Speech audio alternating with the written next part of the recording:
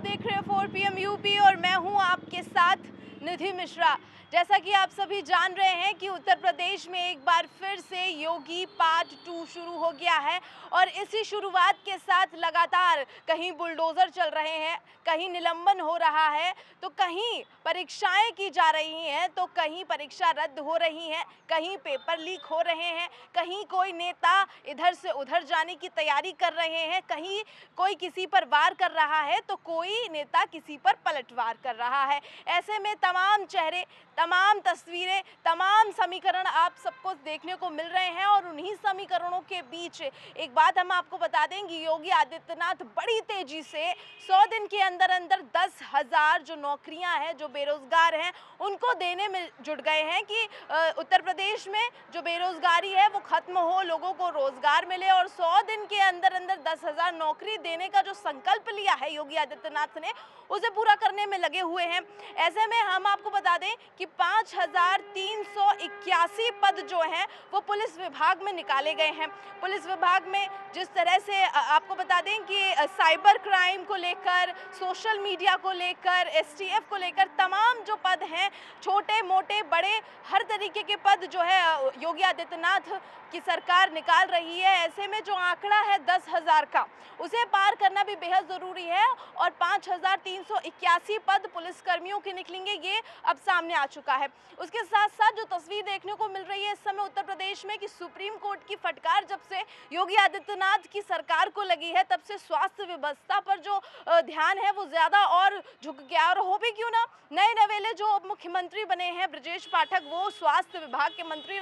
बन गए हैं और स्वास्थ्य विभाग के मंत्री होने के नाते जो अपनी कार्यशैली है उसे खूब बतौर स्वास्थ्य विभाग मंत्री और बतौर उप मुख्यमंत्री बड़े बखूबी निभाने की कोशिश कर रहे हैं। लगातार ताबड़तोड़ निरीक्षण कर रहे हैं, लगातार अस्पतालों में जाकर देख रहे हैं कि क्या कुछ हो रहा है, मरीजों का क्या हाल है और उसकी व्यवस्था के बारे में जांच पड़ताल कर रहे हैं। ऐसे में एक वीडियो सामने आई है जिस वीडियो में वो सिविल हॉस्पिटल में जाते हैं। जी हाँ, उत्तर प्रदेश की राजधानी लखनऊ और लखनऊ के बिल्कुल बीच में ये सिविल अस्पताल है और सिविल अस्पताल में तमाम मरीज आते जाते रहते हैं और ऐसे में अचानक उप मुख्यमंत्री ब्रजेश पाठक पहुंच जाते हैं। हालांकि अभी 2-3 दिन हुआ है उनको इस चीज़ को किए हुए, लेकिन सोशल मीडिया पर वीडियो तो खूब वायरल हो रहा है और उस वायरल वीडियो में ब्रजेश पाठक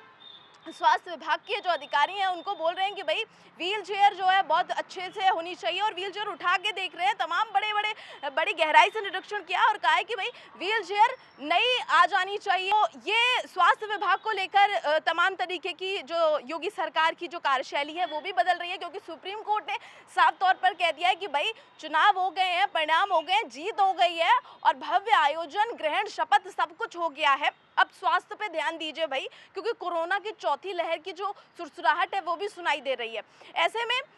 एक तरफ यहाँ पर ये सारी चीज़ें हो रही हैं और दूसरी तरफ अखिलेश यादव लगातार महंगाई को लेकर पलटवार कर रहे हैं। उन्होंने अपने ट्विटर पे भी लिखा और लगातार ट्वीट करते रहते हैं और भाजपा सरकार पर निशाना साधते रहते हैं कि भाई महंगाई इतनी ज़्यादा हो गई है। पेट्रोल डीजल के दामों के साथ साथ सिलेंडर के दामों पर भी भाजपा सरकार को वो आईना दिखा देते हैं कि किस तरह से ट्विटर पर, क्योंकि ट्विटर पर अगर कोई अपनी बात लिखता है और स्वयं राष्ट्रीय अध्यक्ष अखिलेश यादव अपनी बात लिखेंगे तो ज़्यादा अच्छे से समझ में आएगी और बीजेपी पर पलटवार करने का ये अच्छा तरीका भी है। और क्योंकि आज के युग में जो ट्विटर का जो दौर चल रहा है उसमें प्रधानमंत्री नरेंद्र मोदी और योगी आदित्यनाथ, तमाम जो बड़े बड़े चेहरे हैं वो ट्विटर से ही वार पलटवार करते हैं। ऐसे में वो लगातार ट्वीट कर रहे हैं, योगी आदित्यनाथ सरकार को लगातार जो है आईना दिखाने की कोशिश कर रहे हैं कि भाई दाम इतने से इतना हो गया है, लगातार पेट्रोल डीजल के दाम बढ़ना, फिर उसके बाद सिलेंडर के दाम बढ़ना, भाई गहरी जो चोट है लोगों की जेब पर वो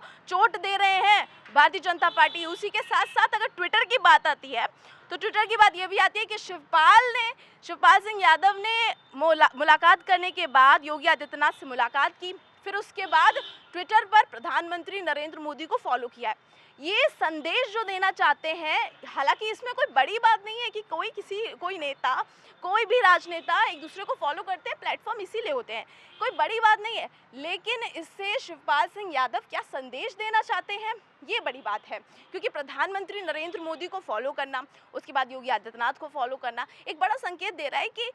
मुलाकात के बाद फॉलो करना, फिर जाना। और ऐसे में केशव प्रसाद मौर्य का बयान भी सामने आया कि हमारे पास जगह खाली नहीं है। तो तमाम समीकरण देखने को मिल रहे हैं भाई कि शिवपाल यादव जाएंगे, चाचा भतीजे को छोड़कर जाएंगे, जोड़ी कितनी कामयाब रहती है, क्योंकि विधानसभा में एक बहुत बड़ी तस्वीर देखने को मिलेगी कि चाचा उस तरफ बैठेंगे या फिर इस तरफ बैठेंगे, क्योंकि जो पक्ष और विपक्ष जब आमने सामने होगा, विधानसभा का जो सत्र शुरू होगा, क्योंकि हमने जो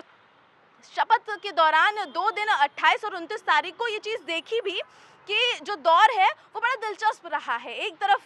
सपा अध्यक्ष अखिलेश यादव खड़े हुए, दूसरी तरफ योगी आदित्यनाथ थे, लगातार वार पलटवार और हंसी ठिठोली ठहाकों के साथ एक दूसरे पर जो सरकास्टिक वे में आलोचना करना होता है, कामों को लेकर सवाल और जवाब देना होता है, वो देखने को मिला। ऐसे में विधानसभा का जो सत्र शुरू होता है उसमें चाचा, क्योंकि चाचा शिवपाल सिंह यादव जसवंत नगर से विधायक हैं और प्रसपा के अध्यक्ष हैं, अब देखना ये होगा कि चाचा पक्ष में बैठेंगे कि विपक्ष में बैठेंगे, क्योंकि अगर पक्ष में बैठते हैं तो चाचा का भतीजे का जो सहयोग है, दोस्ती है, वो कामयाब होती हुई नजर आएगी, और अगर विपक्ष में बैठेंगे ये टूटती हुई सामने आएगी, क्योंकि शिवपाल सिंह यादव ने सपा के चुनाव चिन्ह पर ही जो है चुनाव लड़ा था, विधायक हैं जसवंत नगर से और सपा से ही विधायक हैं। ऐसे में उनको नाराजगी भी इसी बात से है कि भाई जब मैंने सपा से चुनाव लड़ा है, सपा के चुनाव चिन्ह पर ही चुनाव लड़ा है, तो फिर मुझे बैठक में क्यों नहीं बुलाया। जो सपा विधायकों की बैठक हुई, यहीं से शुरुआत हुई, यहीं से ये नाराजगी की जो कसक है अभी भी जिंदा है, ये दृश्य सामने बार बार आता रहा। इसी के साथ साथ योगी आदित्यनाथ, क्योंकि लगातार अपनी जो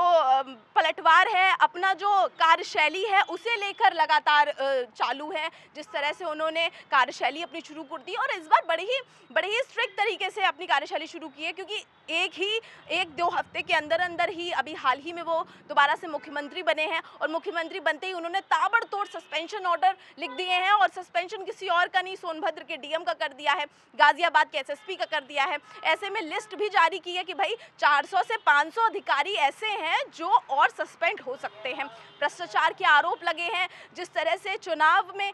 जो है गलतियां देखी गई, चुनाव में लापरवाही बरती गई, उसे भी योगी आदित्यनाथ एक फॉलो कर रहे थे, लेकिन सोच रहे थे कि अगर परिणाम आ जाएंगे, जीत जाएंगे, फिर इनको बताएंगे। हो सकता है शायद इसीलिए, क्योंकि लिस्ट जो जारी हो रही है उसमें तमाम चेहरे, तमाम ऐसे अधिकारी हैं जो सामने आएंगे जिसको योगी आदित्यनाथ कड़ी कार्रवाई करेंगे। उसके साथ साथ बुलडोजर का दौर भी जारी है, और इन सभी के बीच जो सबसे बड़ी चुनौती योगी आदित्यनाथ के लिए वो थी बेरोजगारी, उसको लेकर भी एक्शन मोड में आ गए हैं। 100 दिन के अंदर अंदर 10,000 नौकरियां देना, ये बड़ी पहल है। उसमें पुलिसकर्मी, हम लगातार आपको बार बार बता रहे हैं कि पुलिस वाले जो हैं, पुलिसकर्मी, पुलिस विभाग में उन्होंने तमाम जो है पद निकाले हैं, 5,381 पद निकाले हैं। ऐसे में जो और पद बचे हैं, बाकी जो पद बचे हैं, वो किस विभाग में निकालेंगे, ये देखना बेहद ज़रूरी होगा, क्योंकि उत्तर प्रदेश में बेरोजगारी सबसे बड़ा मुद्दा रही है। ये युवाओं के लिए बेहद ज़रूरी है कि आने वाले समय में योगी आदित्यनाथ क्या युवाओं को सौगात देते हैं, तोहफे में क्या देते हैं, और पद किस विभाग में निकालेंगे,